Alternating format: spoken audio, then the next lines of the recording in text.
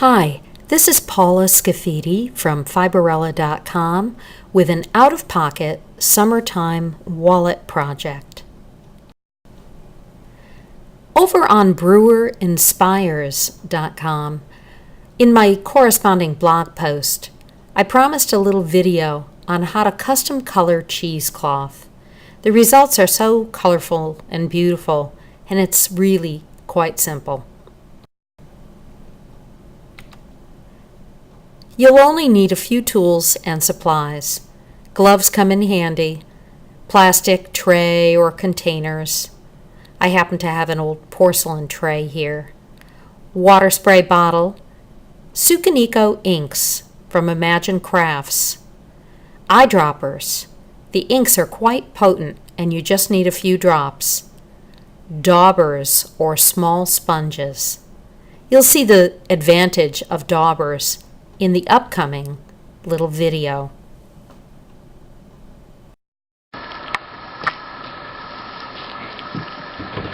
I've cut a piece of cheesecloth right off of the 36-inch wide cloth that I purchased, about 9 inches, which is plenty for this project. And I'm going to just open it up a little bit.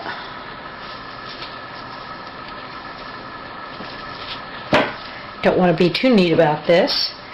And going to spray or mist just 3 squirts of water there. Even through the gloves I can feel that there's a little bit of change in the texture, so it's just a little bit damp. You don't want to get your cheesecloth sopping wet or drippy, because if the water ratio as compared to the ink becomes greater than, I think it's about 50% in terms of volume of liquid, it diminishes the ability of the inks to really set perfectly. But just needed a couple more just to feel that it was a little bit evenly damp. Pick up a little bit of that water.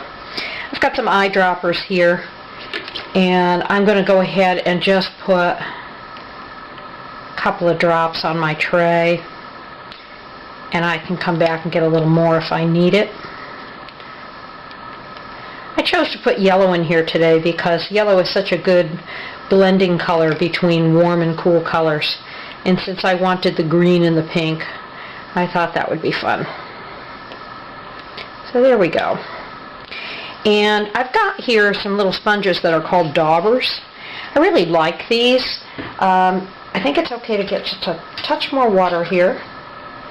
Let you see what's going to start to happen, because this dauber itself is going to start to absorb some of that water. And I'm just going to go ahead and blot at this, starting with my blending color, my yellow. And intentionally making sure that it's not really an even application. You can even take the cloth, if you're working on a tray, and just use the cloth itself to mop up some of that beautiful color.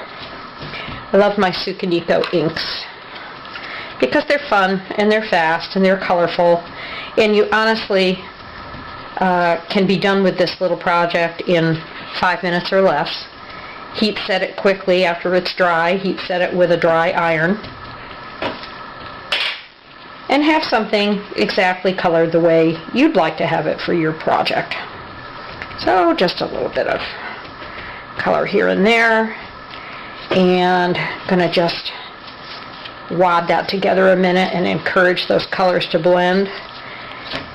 And always good to reposition it at least once. And get a little bit more ink on there.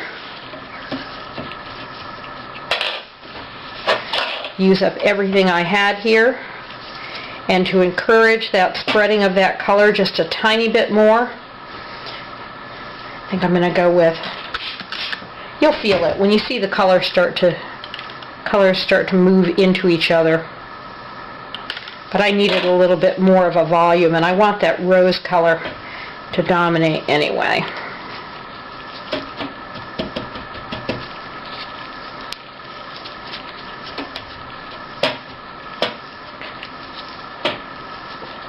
And that's about it. I'm just going to let this sit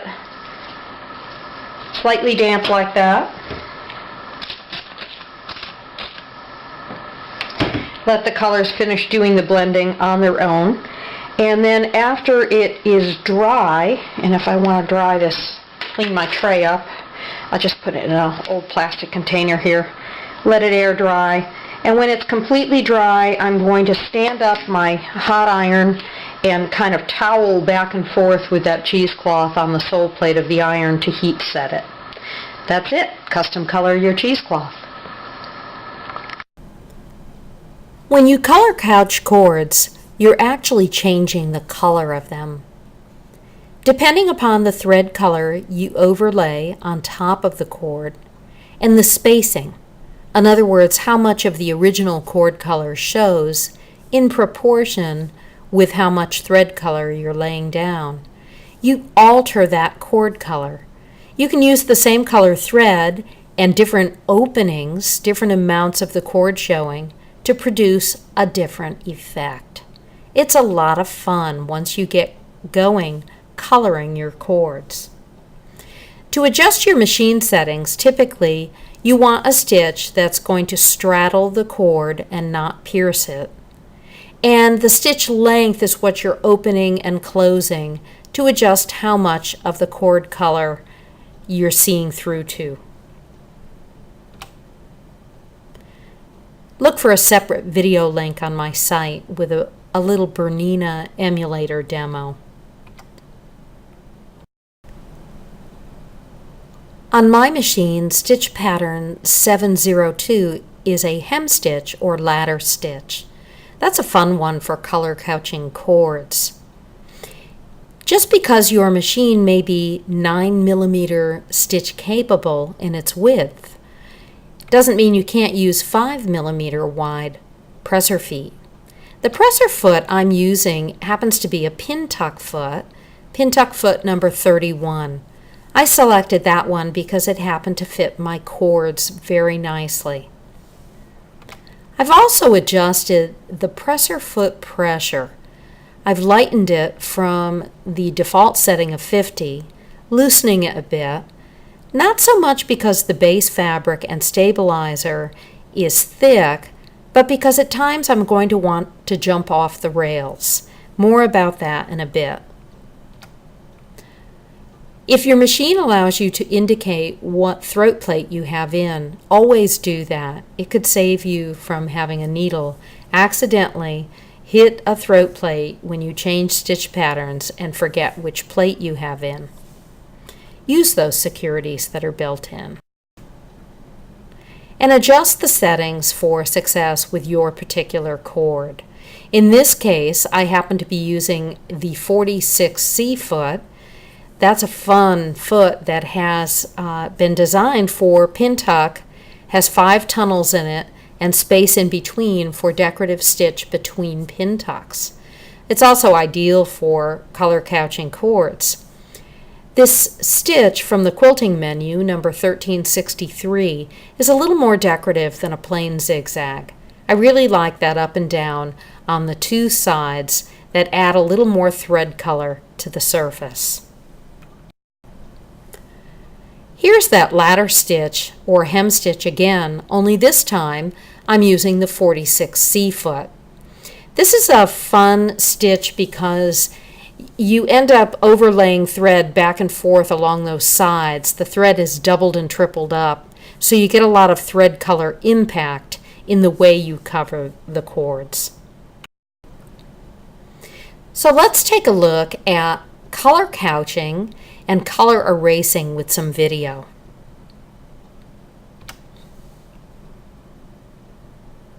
How great to be able to withdraw a cord and stitch with a different color thread if you don't like how something came out.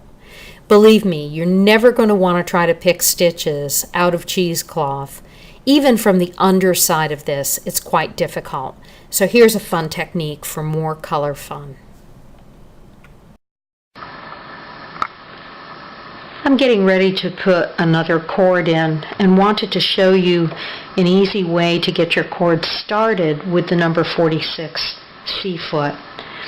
If you first simply lower your foot and place a groove directly above a prior chord and get it so that it's aligned on that, you can go ahead and lower the foot nice and snug. It'll fill that tunnel, and then using your knee lift, holding the fabric in place with my wrists, I'm just going to slide a cord in here, and make sure you have some extra cord out in the back here, because then you can kind of pull it straight back, which will avoid that problem of a beginning knot actually fastening down your cord.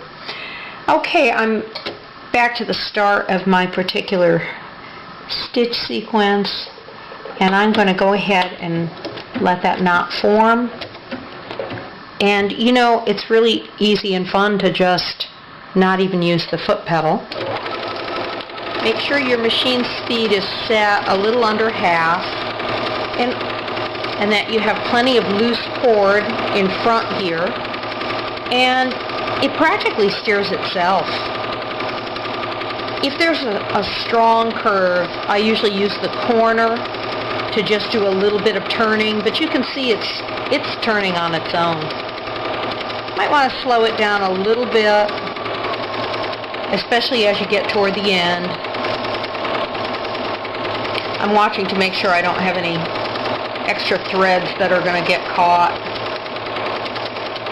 And now as I get close to where the base fabric is going to disappear, I'm going to locate my scissor button, which I have programmed to also do a knotting off. And right when I get to the end there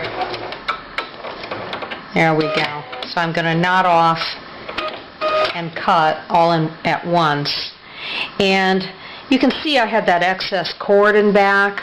See how much is here?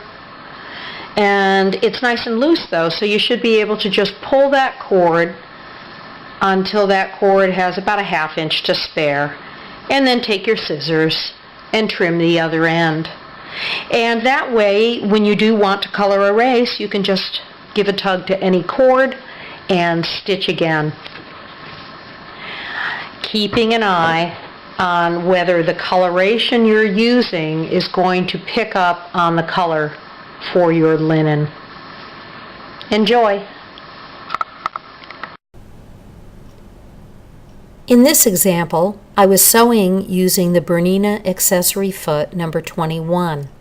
It has a tunnel underneath on the sole of the foot and a hole or guide opening in the front of the foot. You simply thread the cord through the guide and it travels in the tunnel. It's ideal for sewing lots of curvy lines. But unlike pin tuck feet, you cannot track multiple cords at the same time.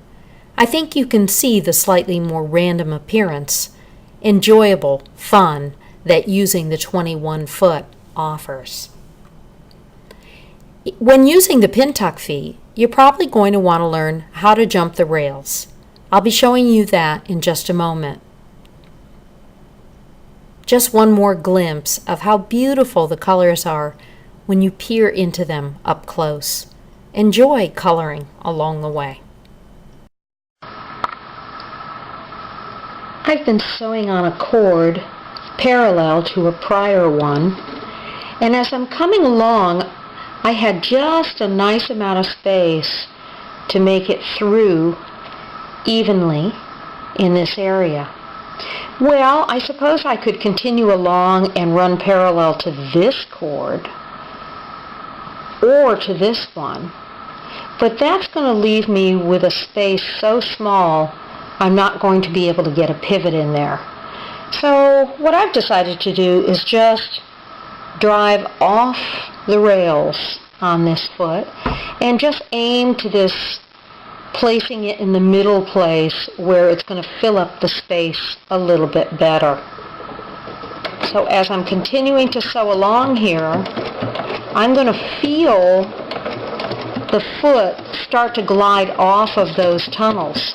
But that's fine. It will do that. Just keep your eye on where you'd like to go and jump the rails whenever it's suitable for your design. Here you can see my fabric on top of its stabilizer and the pressed cheesecloth above that. There was a zigzag stitch run all the way around to fasten the cheesecloth to the fabric to the stabilizer. And then I had begun color couching using the Bernina 46 foot. Take a look at these icons. Above the small star on the left, you can see a pivot. You can see another pivot below the star that's higher up. The triangle is to denote the real estate, the basic shape of the empty space I'm trying to fill. Whenever you see a triangular space, a pivot may be just the thing you need. Let's take a look at how to sew them.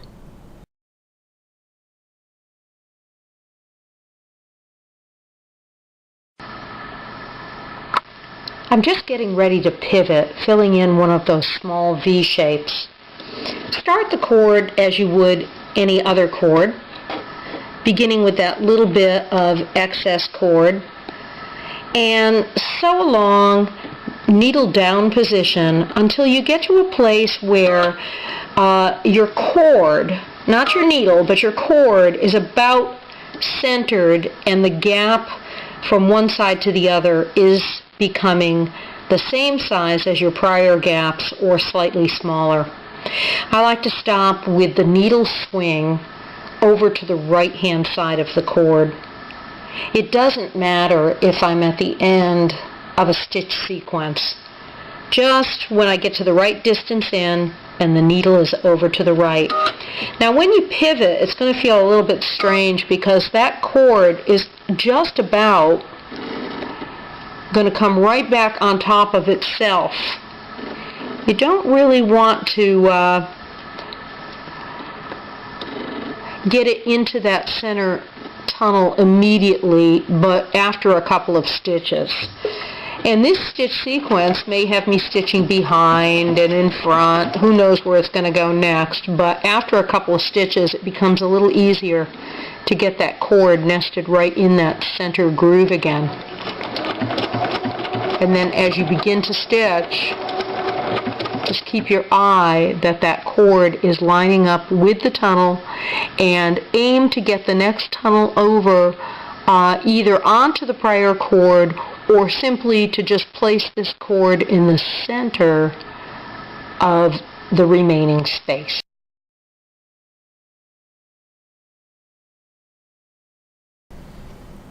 It's a lot of fun to see how the colors you gathered initially evolve over time. You may end up adding a color or removing one, but it's great to have an idea of proportion going into it.